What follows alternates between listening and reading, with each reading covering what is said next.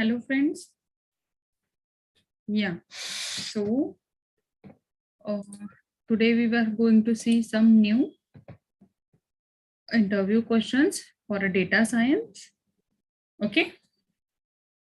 So first question for today is, what are parametric and non-parametric machine learning algorithms?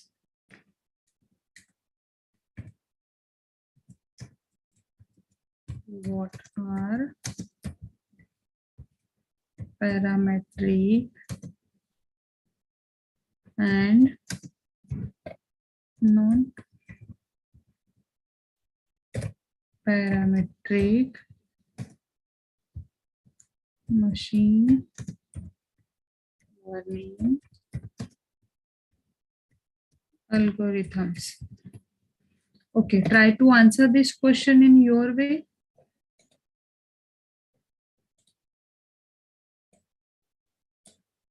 I will increase the font size. Yeah.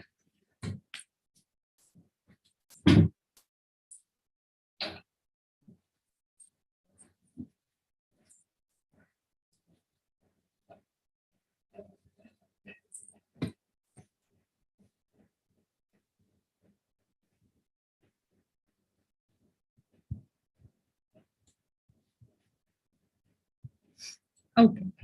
So the algorithm which does not make strong assumptions that are non-parametric. Okay. The algorithm does not make strong assumptions that are non-parametric.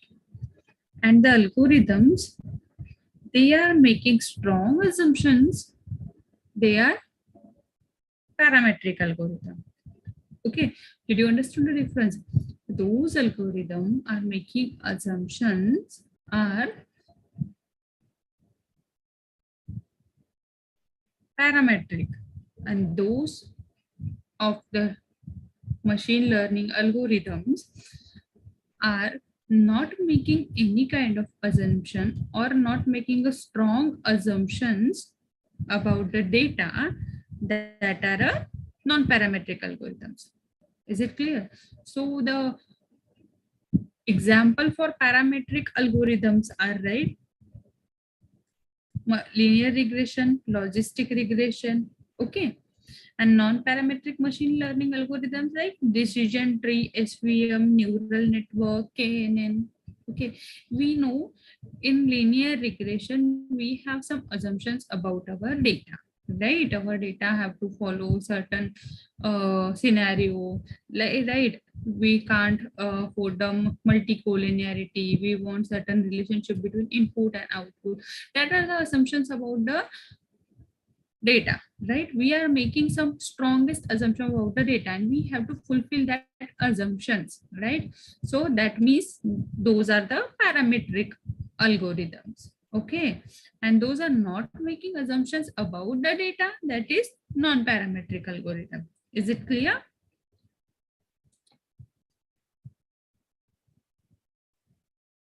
Okay.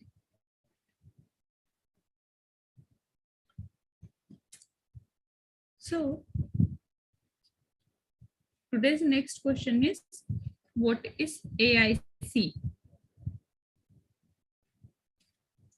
Question is like, what is AIC? Try to answer this question in your way.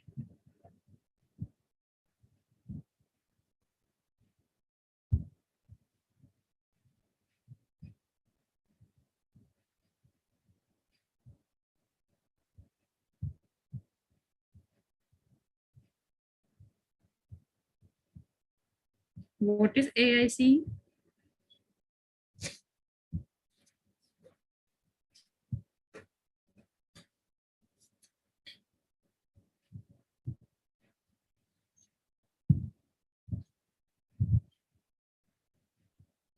Okay, so we know in a regression, we have AIC value. When we take summary of our data, there we have AIC, right?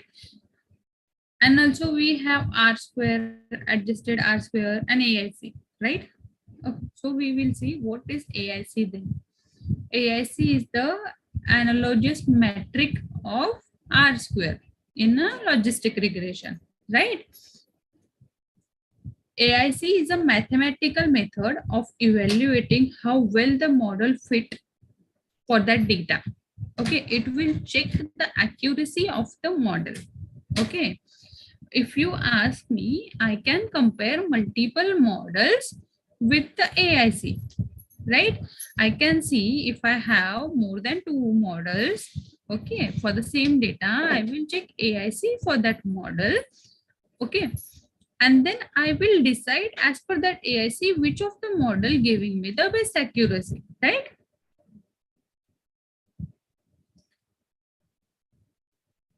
So yeah, for that reason we are using AIC in a logistic regression. It is the analogous metric of adjusted R square, okay, and it is evaluating how well our model fitting for that data. We can compare model, different model with the base of AI, right? How our model is fitting.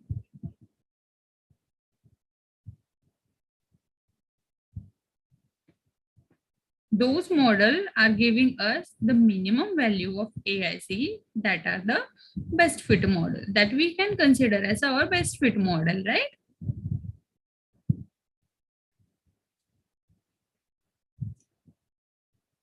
Clear now what is AIC?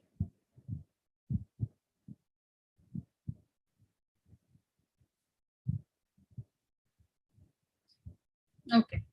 Now, next question is like, what do you understand by type 1 versus type 2 error? I will type down the question, write down the question. You will see and try to give answer for this question.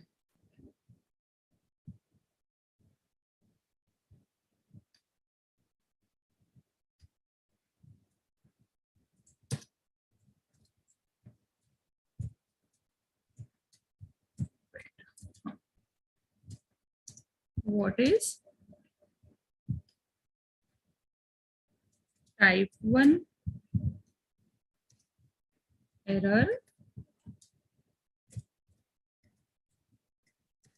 and type 2 error? Okay, try to answer this question in your way.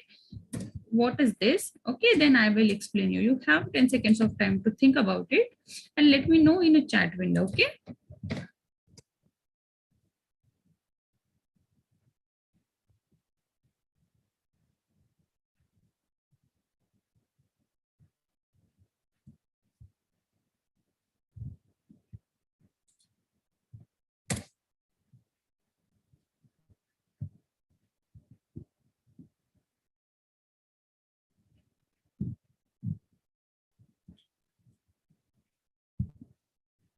Okay, so type 1 error occurs when we classified a value as positive when the value is actually negative. Okay, type 1 error, that means when we classify a value as positive when that value is actually negative, that means false positive. Okay, we know in our confusion matrix we have false positive, false negative rate, right? So false positive, that means the type 1 error. Okay, when the values in actual that is negative but we will predict it as a positive, that is the type 1 error. Then type 2 error, that means when we have the value as a negative, sorry, when we classify the value as a negative when it is actually positive, right? When we have value positive then we will predict it as a negative, that is the type 2 error. That means the false negative. Okay, these are the two types of error we are having. Okay, type 1 error and type 2 error. Type 1 error means false positive values and type 2 error means the false negative values. Okay,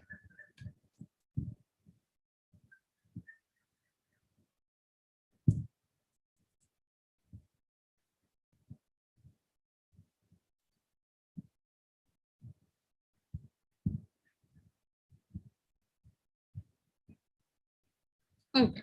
Now, next question is like, why normalization is important?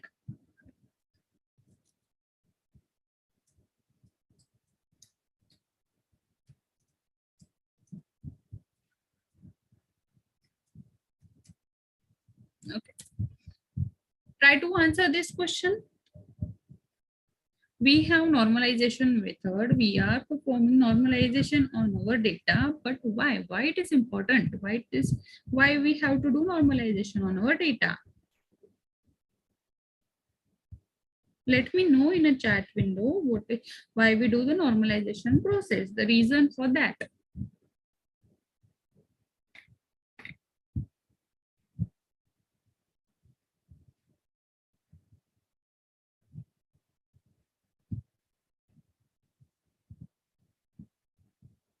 Yeah, see, when we have our data, when we receive our data, the scale for that data are different.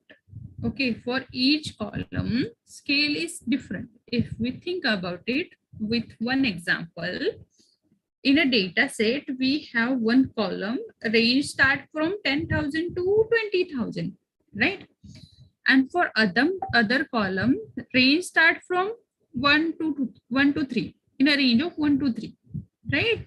So it is clearly see that these two columns are have different range, right?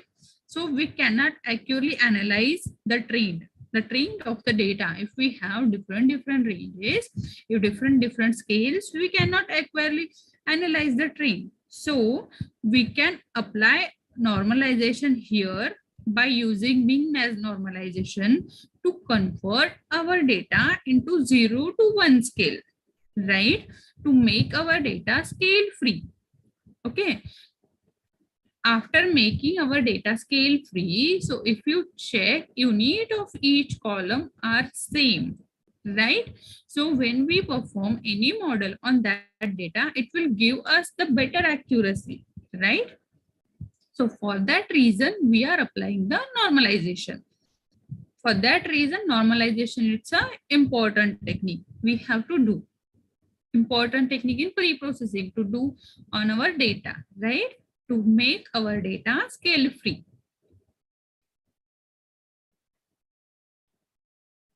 And how to apply normalization? So there is min-max scalar, right? We know the min-max scalar. If we apply min-max scalar, that is a library from in a Python. We call that from pre-processing, and it will give us the normalized data. Clear?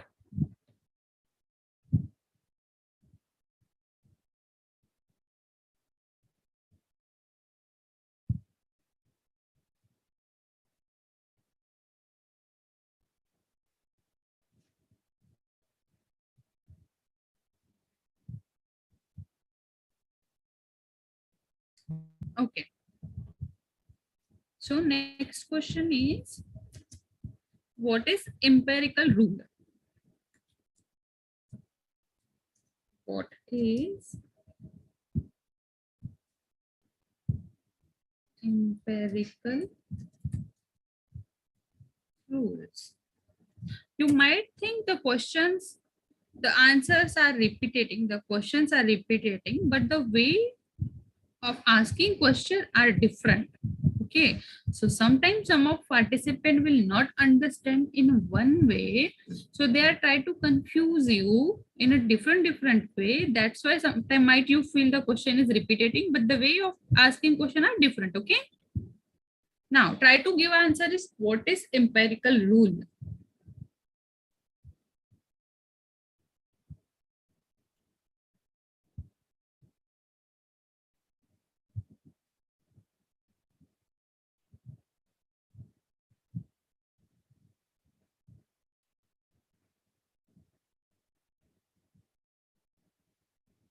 Take some time and tell me what is empirical rule.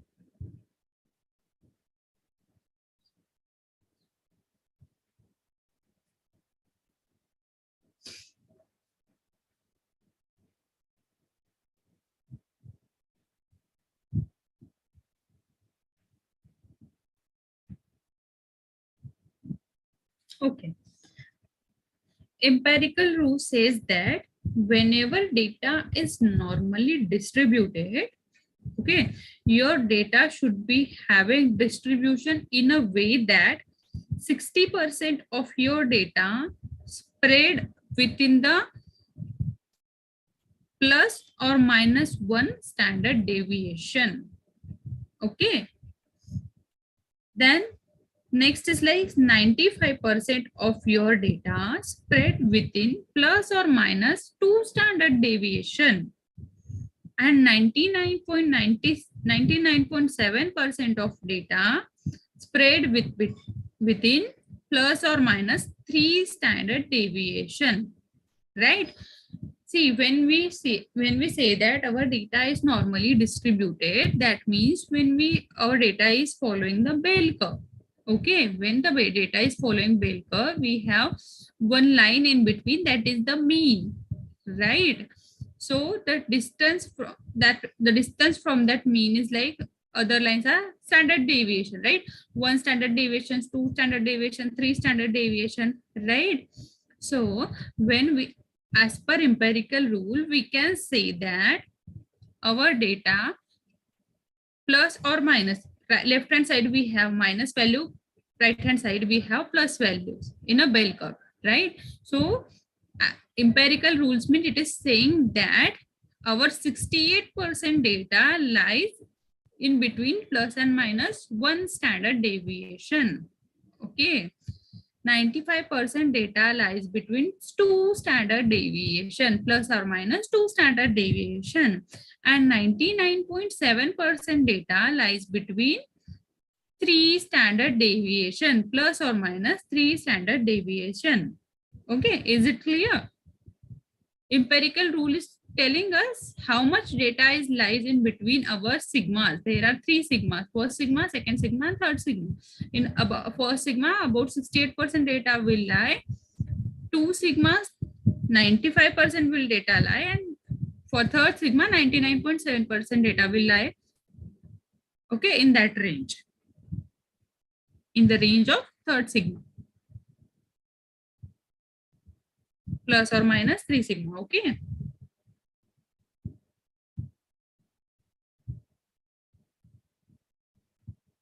Is it clear? What is the empirical rule?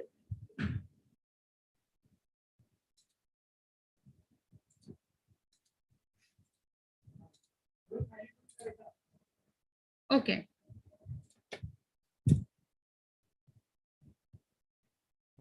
Now today's next question, is more data always better? Okay. Now I'm expecting this answer to answer you guys. Is more data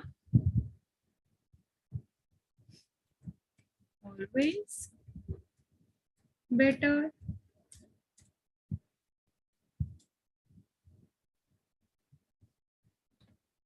Yes or no? And what is the reason?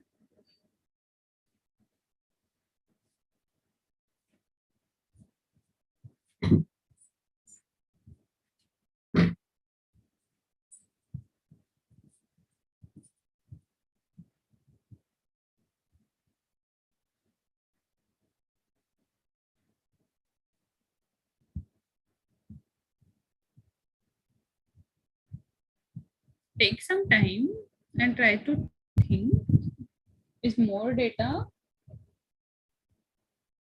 better or not?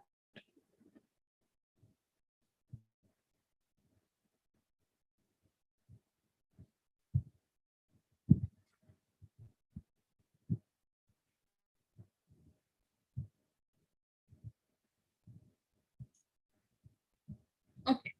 So if you ask me, it depends on the quality of your data. Okay. For example, if your data is biased, okay, and just getting more data, it won't help, right, to improve your model's accuracy. If you already have a data that is biased, it will just try to add a data, not new information in that data, and your model will be more biased. Okay, it depends on your model. Okay, if the model suffers from high bias, getting more data won't improve your test accuracy, right? You have to add new feature. You don't want more data to improve that, right? Practically also there is the trade-off between having more data and additional storage, right? If we have more data, there is additional storage will require, computational power require, memory requires. Hence always think about this manner, about this cost of having more data. Okay, more data, it's okay, but if the data is not in a proper format, so we don't want that. We don't require that kind of data. If the data is biased, and if we apply a model on that, it will just give us the overfitting scenario. And again, if we add more data in that, it will not going to solve our problem, right? In that scenario, we want more variable, right, to overcome that issue. Okay, so it will always depend on the scenario what you're working. Okay, if we have more data, so we can consider that it will take more computational time. After applying model, it will take time to run, right? Also, it will take the time, the memory, extra memory space, right?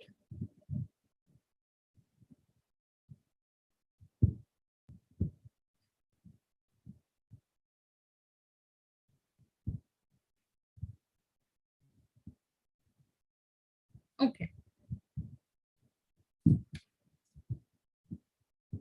Now next is,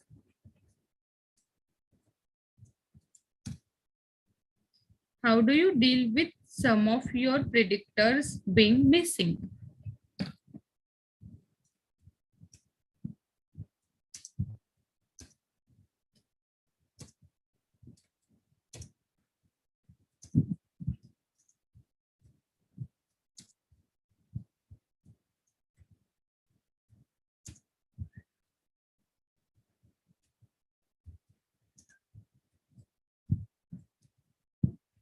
Okay.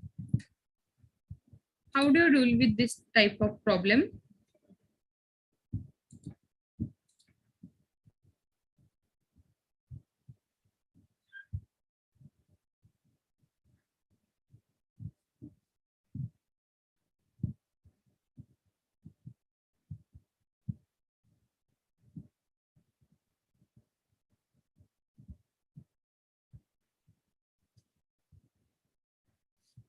How do you deal with some of your predictors being missing? Okay, if you have some predictors missing, how do you deal with them?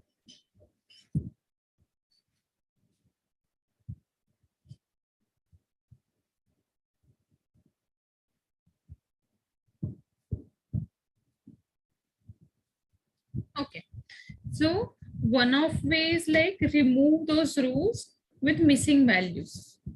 Okay, this is work well if the values are missing randomly. Okay, if the values are missing, that value is having same pattern, some pattern, it will not going to help. But if the values are missing randomly, yeah, it will work. And the second condition is like, if you don't lose too much data set after doing this.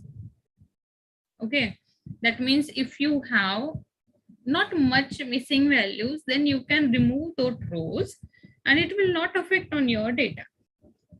But if you are going to lose those data, so you can't afford.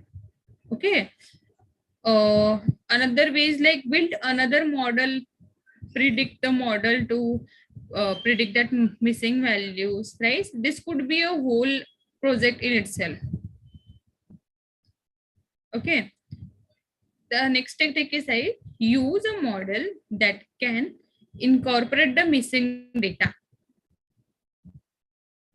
Okay, the models are like random forest or any tree based model. This is the best way, I think. See, you have 2 to 3 ways. One way is like you can't remove that you can remove that rows, those having missing values. But if you are going to remove that, you can lose the data set, you can lose the information of your data, right? So if the values are not much, you're not going to lose the data, then remove it. Okay, and if you are going to remove, take in consideration that your data is randomly missing. Okay, you don't have any pattern in that missing data. Okay, then you can remove it. The next way is like you can build another predictive model, predict those predictors and then use it. But it was a huge step. That is the, we can say it could be a whole next project. Okay, and the last way is like use the model that can incorporate the missing data. Okay, like random forest or any tree based model, decision tree and all. Okay, you can use that.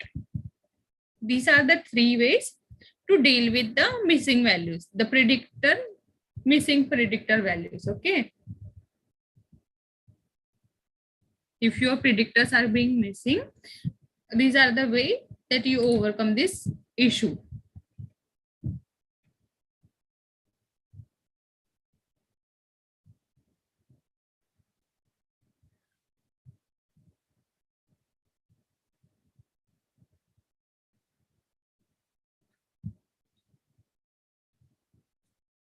Now, next question is, what is the difference between sample and sample frame?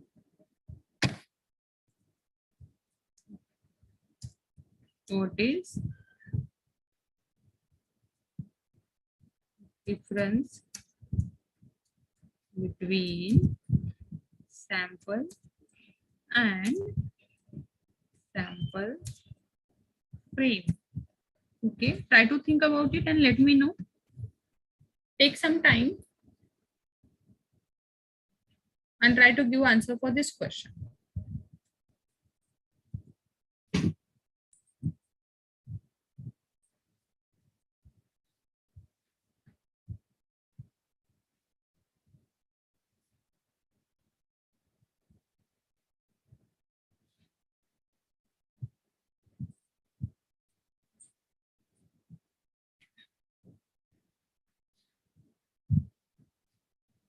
What is the difference between sample and sample frame?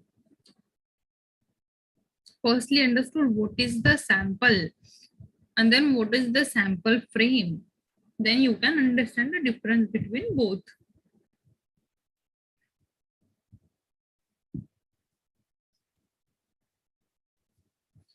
Okay, sample frame is a number of people who wanted to study, whereas sample is the actual number of people who participated in your study. You can see. Okay, sample frame is a number of people who wanted to study. Okay, whereas the actual number of people, sample sizes, where is sample means actual number of people who participated in your study. For example, if you send a marketing survey link to 300 people through the email and only 100 participants in the survey, means in the 100 participants join the survey,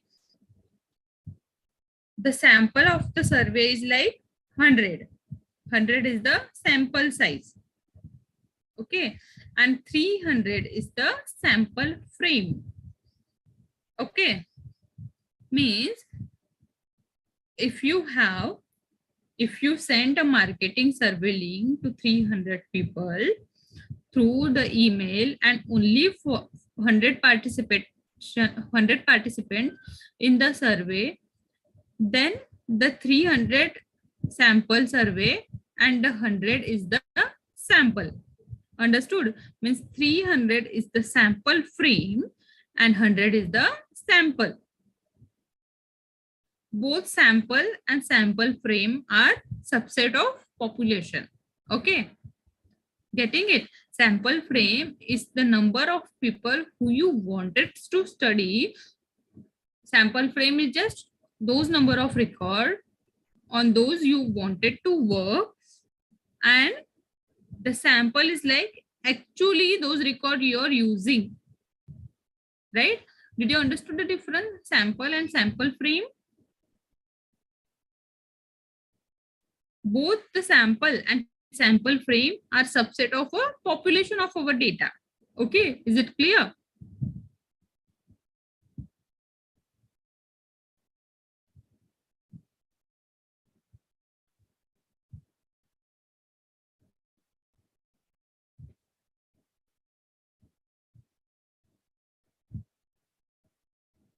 The difference between sample and sample frame? Okay. Yeah, I will go with the another question then. Please give me an example of inferential statistic.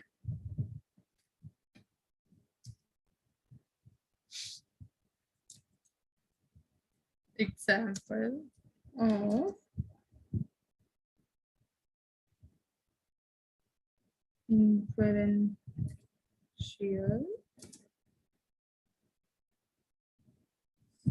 statistics.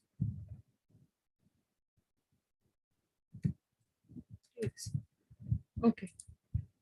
Try to give answer for this question. Try to give example for inferential statistic.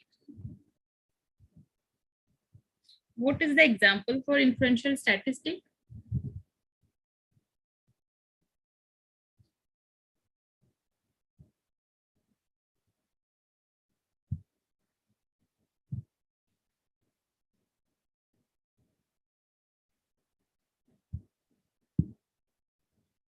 Firstly, what is the inferential statistic that you can understand, and then give me the example for that. If you know, if don't know, I will explain.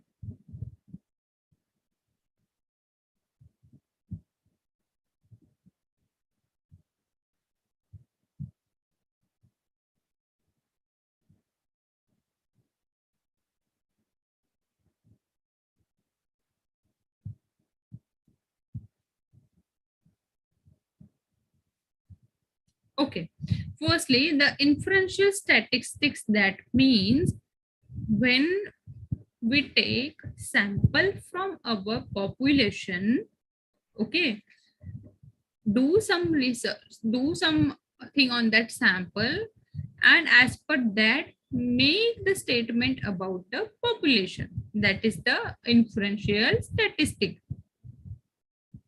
right? Means when we have sample of our data, population of our data, population data is too huge, we can't take that data, so we decided to take sample from that data, we perform on that sample data, and then as per sample data we can make statement about the population data. That means the inferential statistic. Okay, so if you ask me the example for that, for example, you ask 5 of your classmates about their height. You are studying in a school and you ask 5 of your classmates, okay, what is your height? Someone telling like 5.10, 5.11, 5.9, 5.8, or in a inches, right? For example, in inches like 67 inches, 68 inches, 69 inches, we can take any example. Okay. On the basis of that information, you stated that the average height of all the students in your university or college are 6.9, sorry, 5.9. These are the average height of your student. That means what you are doing here, you are taking sample from your class, means you are having a university, from there you can choosing a class, university has your population, from that you can choose your class, in that you can take this, you can ask those your classmate what is your height now, Okay, and they are telling height, you are just taking average of that height and telling like, okay, this is the average height of my university. That means you are performing calculations on your sample data, right? And then making a statement about your population, right? Whatever sample you are having, you can say that, okay, is this a sample, is this is the data for my sample and this is same way applicable for the population, right? That means when, if you ask to a classmate for we can see example again, if you ask your classmates what is your actual size, actual height, they will tell you, some will tell you 5.7, 5.8, 5.9. Okay, and then you can consider it as, okay, 5.7 is the actual height of all the students that are studying in this university. Okay, that means on the basis of sample, you are making a statement about the population data. Okay, this is the example for inferential statistics.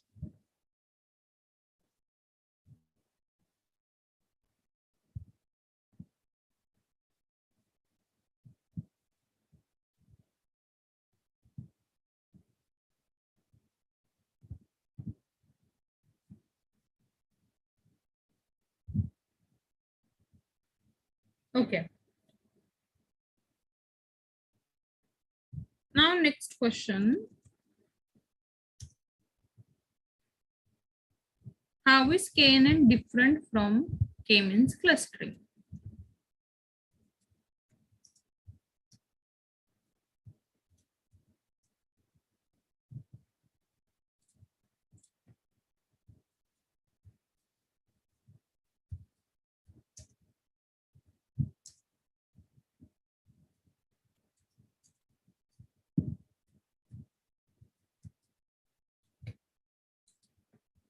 Okay, you know the K-means clusterings and KNN, how they are different?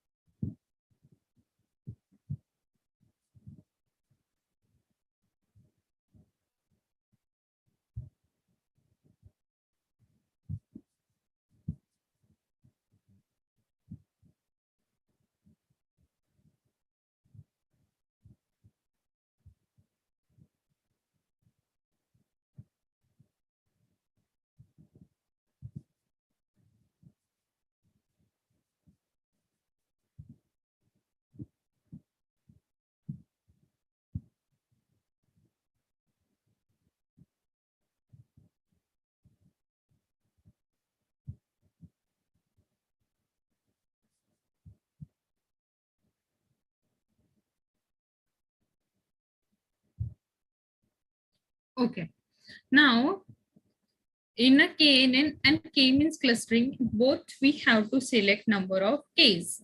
Okay, so we can go with firstly K-means clustering. When we have K-means clustering, if we take K is equals to 2, what will it going to do? It will just take two centroid and calculate a distance from the centroid to the data point, right?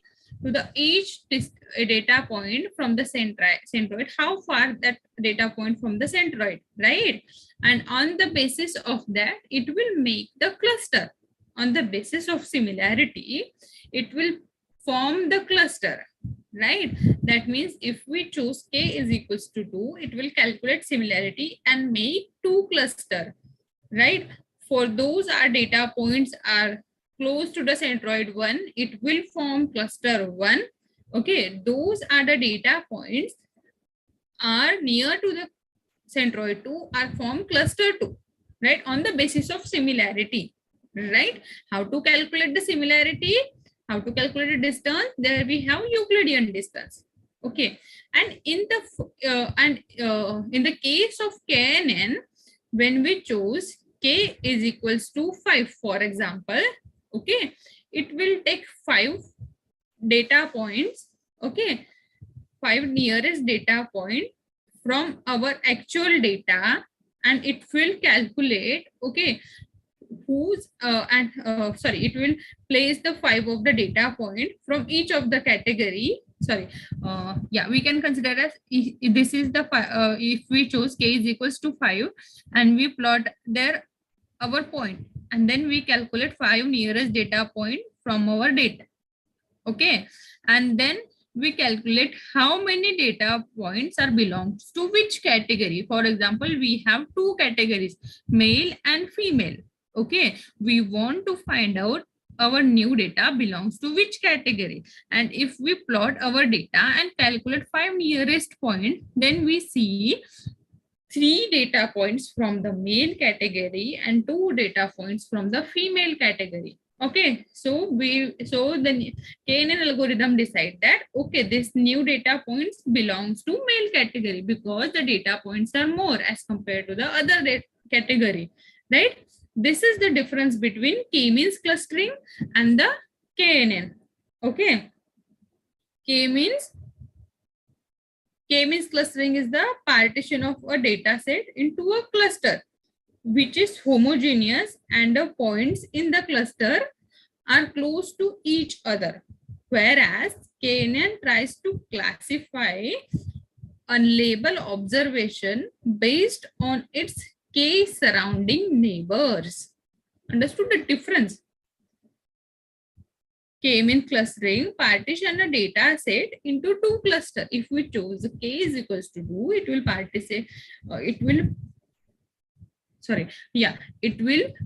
divide that data into two clusters, which is homogeneous, and the point in that cluster are close to each other, right? Whereas KNN just try to classify a label to our data set based on the surrounding neighbors, surrounding Ks. Did you understood the difference between k-means and KNN now? This is the working difference. And then another difference is like, yeah, k-means is the unsupervised learning and KNN is the supervised learning. The algorithm, difference between the algorithm. Okay. Is it clear now?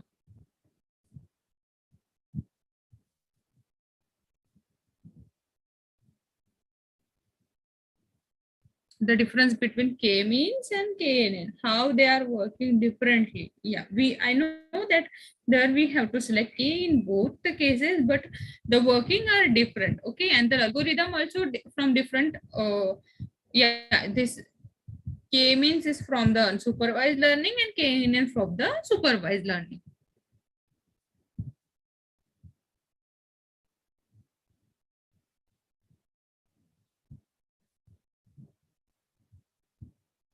Okay.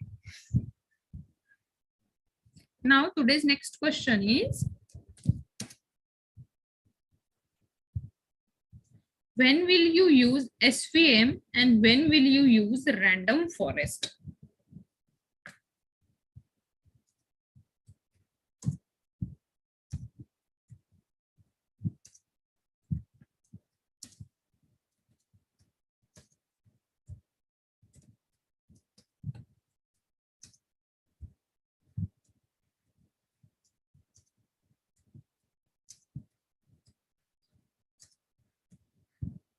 Okay, try to think some scenario and let me know when you're going to use SVM and when the random forest one.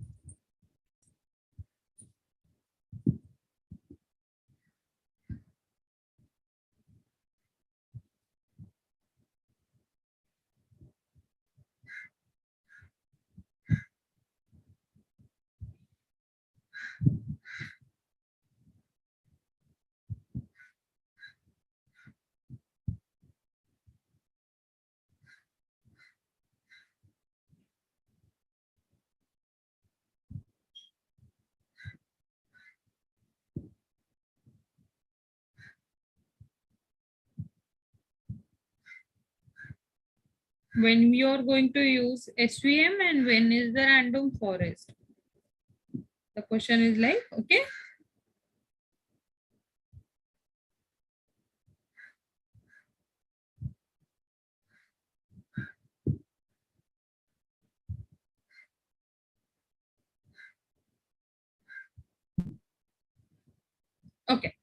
So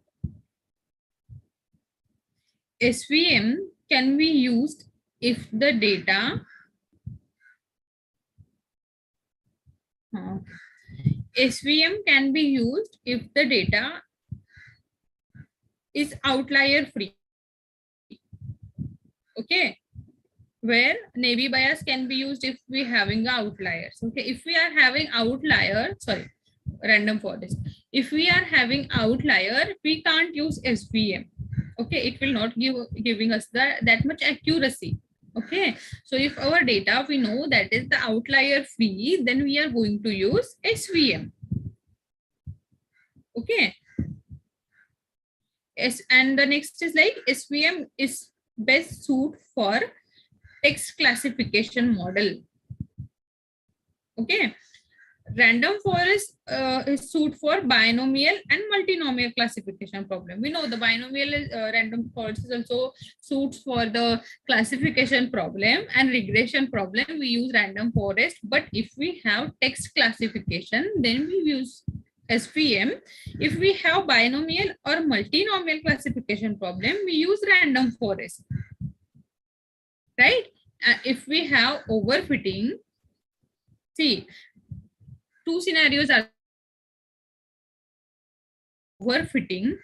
Okay, so we will use random forest. Okay, if we have multinomial or binomial classification, then also we are going to use random forest.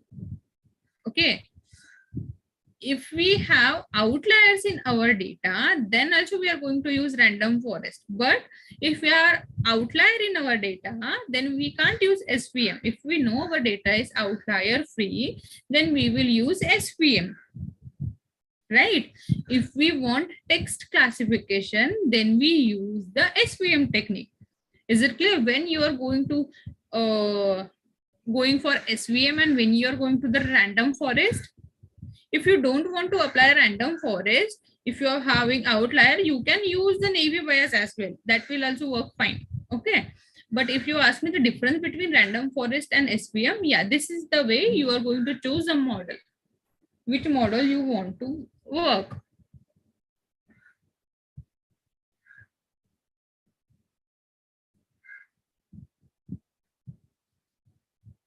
Is it clear? When will you use SVM and the random forest?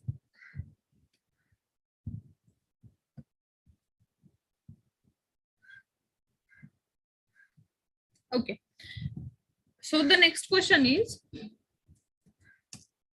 what is sensitivity and specificity?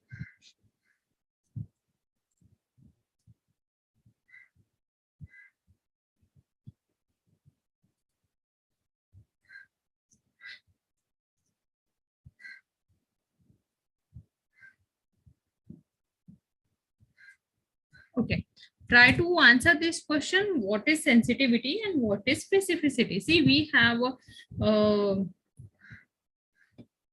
have sensitivity and specificity in classification problem. We can calculate that. But what is that? What are those? What is the difference between sensitivity and specificity?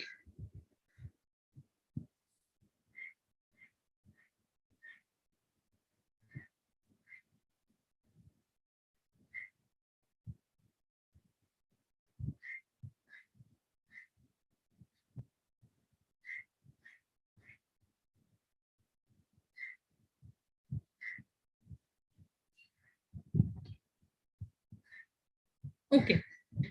Sensitivity means proportion of actual positives and are correctly classified. That means the sensitivity. Getting it?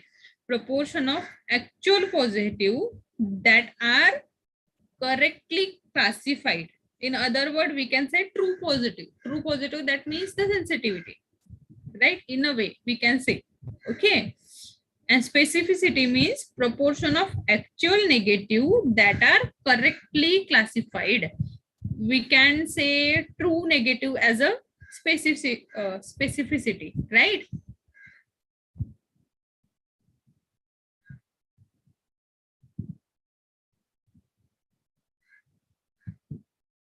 Yeah. So the sensitivity means you understood what is the sensitivity and what is the specificity. See, when we have categorical data, right? There we have, there we have to calculate some specificity and sensitivity as per our problem statement. Yeah, it will depend on the domain. Okay, but what is the sensitivity and what is the specificity? The proportion of actual positive that are correctly classified, right? That is the sensitivity. The proportion of actually negative that we are correctly classified, that is specificity. Is it clear?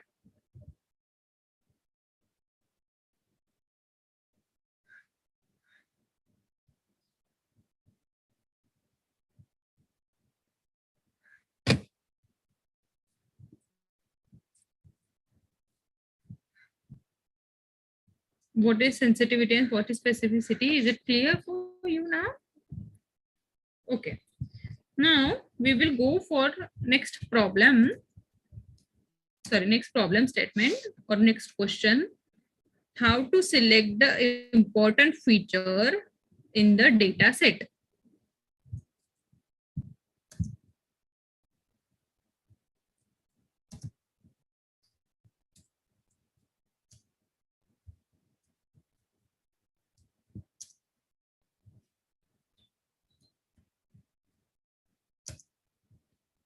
In the data set. Okay, how to select important feature in a data set?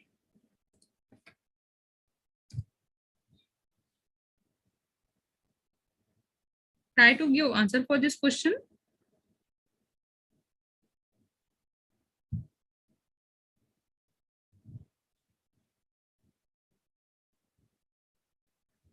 Or you can say how to select important feature in a data set.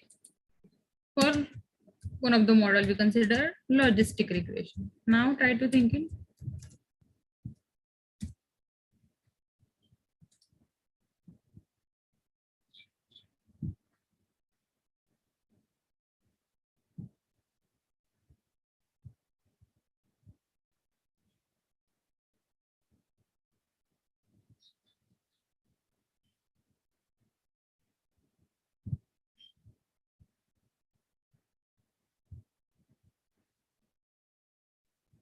If we select about logistic regression or any of the model, okay, I'm just giving you the model name for thinking purpose, but if they ask you, you have to tell them, okay, for models, whatever models you know.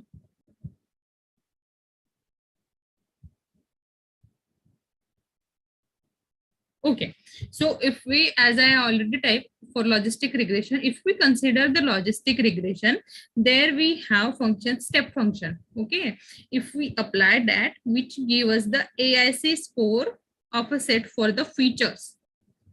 Okay, how, like, this is the step function. Okay, if you apply that, see, S is small. Okay, if you apply that, it will going to give you the AIC score of the set of features. Okay, as per that AIC you can choose which of the important feature. Okay, if we consider a decision tree, then we can have information gain, right? Which is internally using entropy, right? High information gain is also telling us which feature is more important, highest values information gain we want, right? In random forest we can use lamp plot. Yeah, wire lamp plot. Okay, these are the ways to select important feature in your data set. See, they don't ask you about any model. Okay, so whatever model you are thinking, like, okay, you are just if they ask you how to select important features in a data set, okay, whatever model you know how to select important feature, you have to tell them. If they are specifying any specific model, then tell about that model. If they are not okay, whatever you know, tell them like this is the way to choose the important feature from our data set.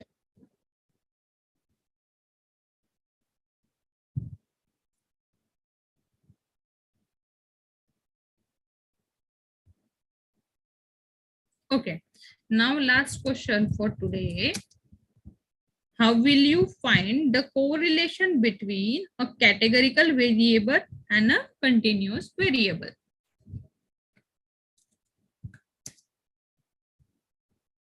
How will you find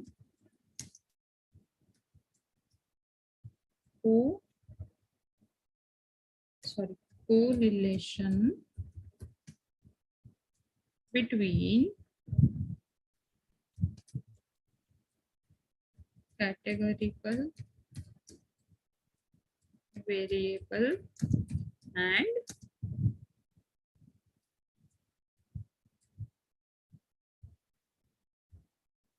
continuous variable? Okay.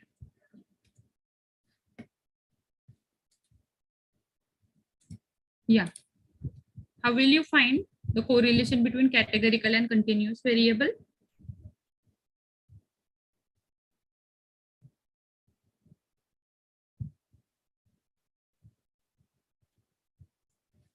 Okay, you can use the analysis of covariance technique. Okay, it can help you to find out the correlation between categorical variables and a continuous variable. Okay, analysis of covariance technique. Okay, you can use the analysis of covariance technique.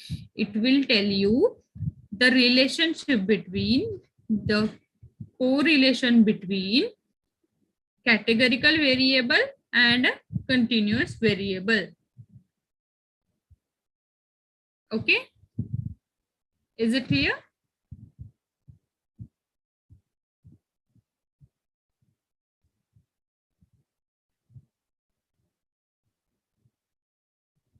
Okay then, thank you for today. Bye friends, have a good day.